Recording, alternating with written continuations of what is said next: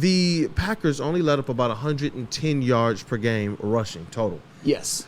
Is this something that the Detroit Lions have to be concerned about at all, or do you foresee that Ben Johnson and these running backs are still going to have a day? Well, first, I'd like to say that, the Packers, they had some weaknesses last year. I thought the first one was they didn't have any stars. They went out and got a couple. They developed Jaden Reed. That's good on them. And they also, in the last two seasons with their defensive coordinator, Joe Barry, probably the biggest weakness on their entire team was run defense. They couldn't stop anybody. In 2022, they were bottom 5, and in 2023, they were bottom 7.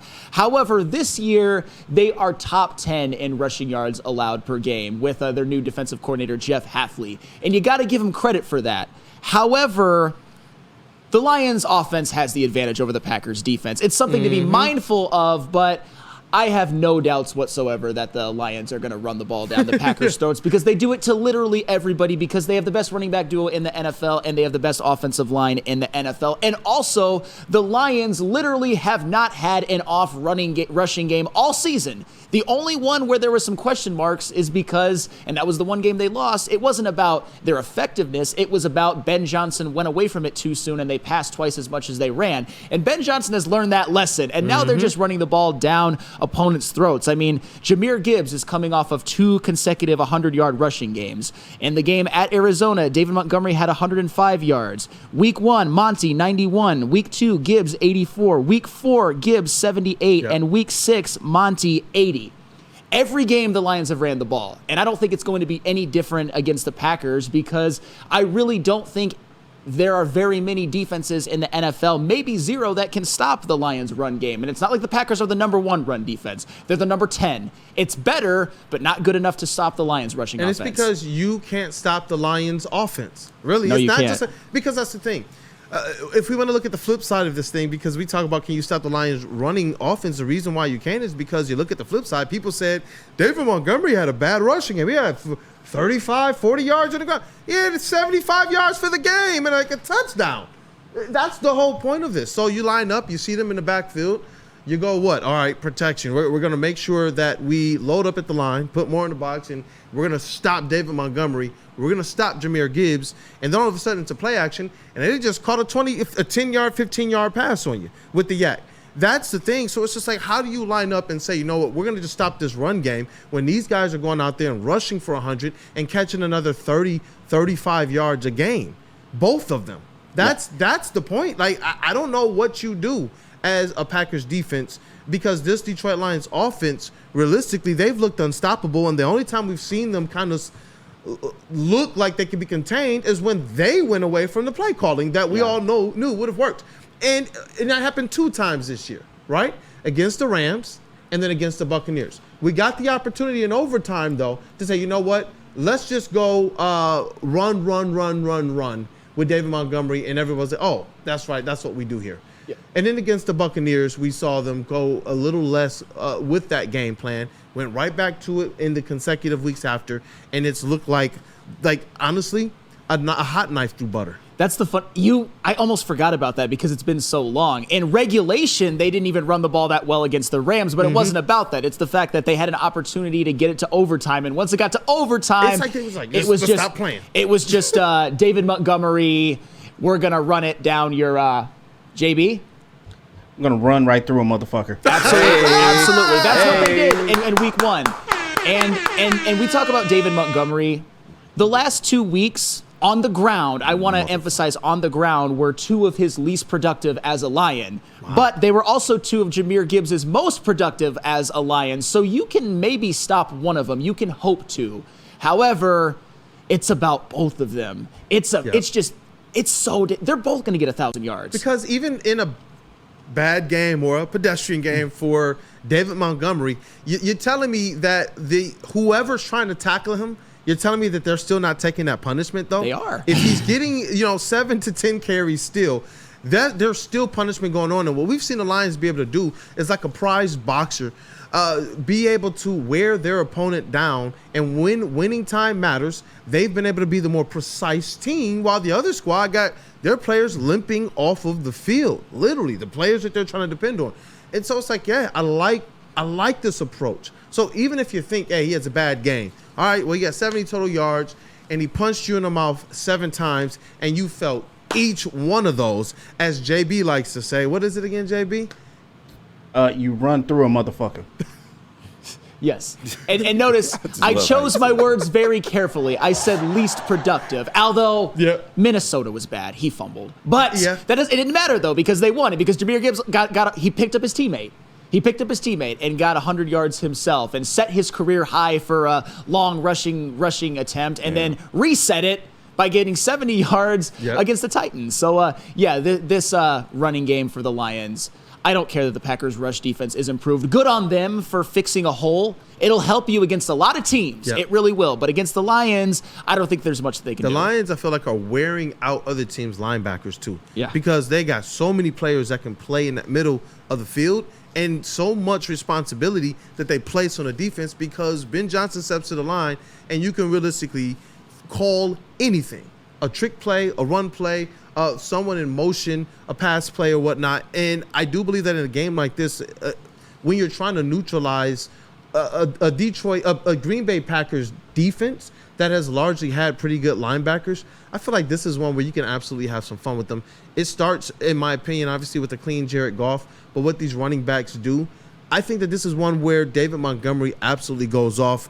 I see a lot of people in the chat, they got the same sentiment as well. Vincent E., it's going to be a D-Mont game. I do believe this is one where he goes in there, and it looks like that classic David Montgomery, about 4.7 yards a carry, and he's just punching people in the face. There's a couple big runs, and he's getting a couple touchdowns as well. I mean, speaking of repeats at Lambeau, we all know how the game went as a whole last year, but David Montgomery, I think he carried the ball 32 times for like 121 or 131, which wasn't his most efficient game in terms of yards per carry. I don't want him carrying it 32 times again, but it's just about wearing down that defense. Having to tackle David Montgomery 32 times, I wouldn't wish that on my worst enemy, although I kind of do on the Packers, not going to lie. What week was that? Because I feel like it was relatively early, and it was before Jaymir Gibbs was Jaymir Gibbs that we know today as well. Yes, it was week 4, I believe. But KG? Yes, sir. Are you concerned at all with the Packers' run defense? Or are you at least mindful, or is it the Lions, they're just running offenses unstoppable? Oh, why would I be? Absolutely. Yeah, until a team can prove they can stop this shit, we going to keep running it. And especially when you look at how banged up the Packers are. And I was looking at their depth chart. They actually have a lot of players that are questionable, and I'll name the rest of the names later. But you're looking at their interior defensive line. Kenny Clark and Devontae Wyatt, both questionable. So this game literally favors the Lions' run game. And it's the way the Lions utilize both backs. It's so hard to prepare for. One drive you see in Monty. One drive you see in Gibbs. You think you're going to get Monty again, then you see in Gibbs again. Then you see Monty again. Like, the way they utilize these backs is so hard to game plan for. And if you want to be like, say, the Vikings and sell out for the run completely and run cover 0, we will torch you. Amon-Ra over the top. That's when Laporta gets involved. Like, there's so many weapons to account for on this Lions offense. This is why this run game works so well. And when you have an offensive line that can do literally everything, they can run protect, they can pass protect, they can do whatever they want to on the field, it's going to be a tough day for the Packers defensive line. And they have a lot of talent on that line, don't get me wrong, but it's going to be a long day for them. And that was kind of more or less the point that I was trying to paint, and I don't paint it probably as good as you guys, but when the Lions run out there, what I really like about their offense is usually, I've seen some versatile Lions teams, but they would have, packages, for lack of a better word. And you would know, okay, if those players are out there, this is what they're going to do. You can't really say that about these Detroit Lions. You really can't. They send out the same set of players, and they could do anything. It could be short yardage. It could be a run play that's designed to get 20 yards. It could be a pick play. They could check into anything. Yeah. And they don't have to worry about running out necessary certain personnel and things of that nature. They just let those guys go out there, pick what they think is going to work. And that's what's awesome, man. To know, like, hey, D-Mont's getting a touchdown throw this game. Like, that's wild to me, man. And that squad, that to me doesn't just show that this team is having fun, but it shows that they have a mastery over what they're doing because they executed it perfectly. For Ben Johnson to say in this type of a game, and in some of the other games as well, this is what we're going to employ, shows to me that this team is just in lockstep right now offensively. They are. And KG, I'm so glad you alerted me to the questionable players on the Green Bay it's Packers. a lot. Because this is something that even I overlooked because it's questionable. It's not out. They could very well play. That still means they're injured, though. But we're talking about Kenny Clark and Devontae Wyatt. If we're talking about the Packers' run defense, that's their interior. If they're out, and it's not just them, it's Jair Alexander and Evan Williams. Low-key, Jair Alexander has had a bounce-back year. He's played really well. And Evan Williams, maybe the best rookie you haven't heard enough about. This man is in the running for Defensive Rookie of the Year, and he's questionable. If the Packers, if all of those guys are out or if they're even hampered, I kind of think they might be effed. I'm not getting too overconfident, but these are 4 key pieces on the Packers defense, and we all know what this Lions offense can do with or without Jameson Williams. It's an absolute well-oiled machine. So if you're the Packers, you at least want to have all of your enforcements there, and maybe they won't. And I like having the element of, I know he didn't have like the craziest good game last week, but I do like having the element of Tim Patrick against the Packers this time around. I just do. Whatever role he can play for them, because I know that there's some people like ADiz411 who believes in this Packers. He says no, don't, but there's a couple other people in the chat who like the Shaquille Oatmeal. Only thing that concerns me is how good the Green Bay secondary is, and I'm glad that you highlighted that as it relates to one of the players that you believe can cause or pose the biggest issues for the Detroit Lions. About to say, if Xavier McKinney, Jair Alexander, and Evan Williams play, that's a formidable secondary, and I don't blame you, the Shaquille O'Neal, for having some concerns. I already told you that if the Lions were to be vulnerable, it would be primarily because of Xavier McKinney. So I don't blame you for that. It's just at this point, and I get it, they didn't get an edge rusher, so that changes things a little bit. Jeez. I'm at the point now where I don't think I could ever not have confidence that they'll win a regular season game. Am I pounding the table saying they're going to win by 15? Not exactly. Am I mindful of the Packers? You know me. Are they just that good? Or are you reading from the Book of Chase? You know what? And you know me. I'm always mindful of what teams can do that can beat us. I even was like that with Tennessee, although I didn't think that they would. But I think I really honestly think the only thing that could stop the Lions, and I'm not going to give away my predictions just yet, is 1, no pass rush, and 2, Xavier McKinney just being all-world. That's that it. gets me fired up because, like I said, again, we're fans of a team with Super Bowl expectations, and this is obviously up to this point one of the biggest games of the season. And honestly, the Packers have been a team that, despite the fact that it looked like they should be one of those squads that falls off, they just haven't. They've been able to overcome losses, injuries this entire season.